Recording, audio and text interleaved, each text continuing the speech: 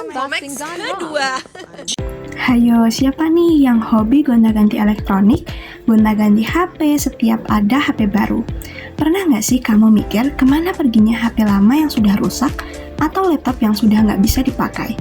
Apa cuma kamu simpen di laci? Atau bahkan kamu langsung buang gitu aja? Padahal benda-benda itu termasuk dalam kategori sampah elektronik. Sampah yang cepat banget penumpukannya dan juga sampah yang banyak kandungan berbahayanya. Halo, aku Jelena Cilgita Prasanti dari kelas 12A presensi 22 yang akan nemenin kamu dari yang belum tahu apa itu sampah elektronik sampai tahu cara ngatasinya. Sampah elektronik atau e-waste adalah sampah dari perangkat listrik dan elektronik yang sudah tidak lagi kita gunakan. Contohnya ada ponsel, televisi, komputer, kulkas, mesin cuci, charger, baterai, dan masih banyak lagi. Barang-barang ini memang terlihat seperti biasa saja, tapi di dalamnya terdapat banyak komponen berbahaya seperti timbal, merkuri, dan kadmium yang bisa mencemari lingkungan jika tidak dikelola dengan benar. Menurut laporan The Global E-Waste Monitor yang diterbitkan oleh United Nations University, dunia menghasilkan sekitar 53,6 juta ton sampah elektronik pada tahun 2019 dan jumlah itu terus meningkat setiap tahunnya, bahkan diperkirakan pada tahun 2030 jumlahnya bisa mencapai lebih dari 74 juta ton. Serem banget gak sih?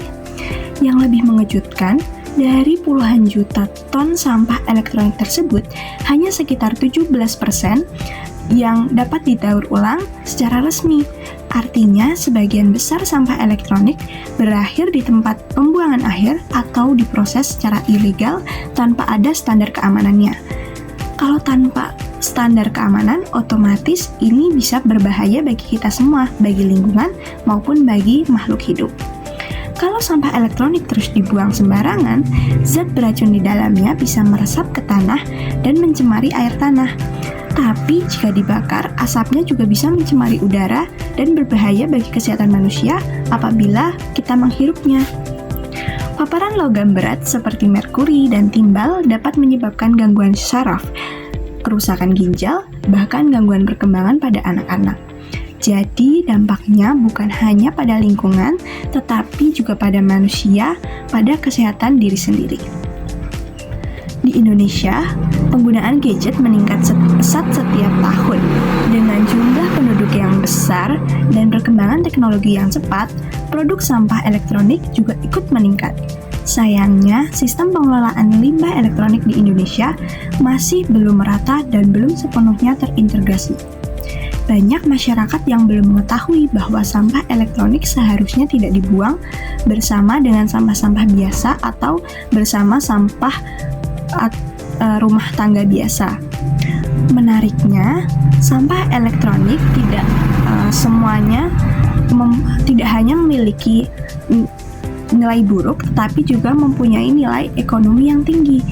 Di dalam 1 ton ponsel bekas tergandung emas, perak, tembaga, dan logam berharga lainnya. Bahkan laporan internasional memperkirakan nilai material berharga dalam e-waste global mencapai miliaran dolar setiap tahunnya. Artinya, sampah elektronik itu sebenarnya memiliki nilai positif apabila kita bisa mengelolanya dengan baik. Sampah elektronik juga bisa menjadi sumber daya, bukan hanya sekedar limbah. Lalu, apa yang bisa kita lakukan untuk mengatasi adanya penumpukan sampah elektronik ini?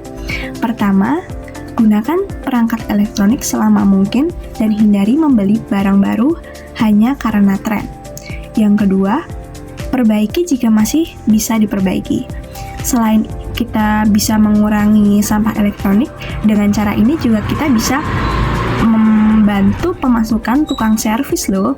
Yang ketiga, kumpulkan dan serahkan sampah elektronik ke tempat daur ulang resmi atau program penampungan khusus. Kita juga bisa mulai dari hal-hal kecil, seperti tidak membiasakan membuang baterai atau alat elektronik sembarangan dan lebih bijak dalam menggunakan teknologi. Karena pada akhirnya, teknologi memang memudahkan hidup kita, tetapi tanggung jawab terhadap dampaknya ada di tangan kita juga. Jadi, mulai hari ini, sebelum mengganti gadget baru, tanyakan pada diri sendiri. Kemana perginya sampah yang lama?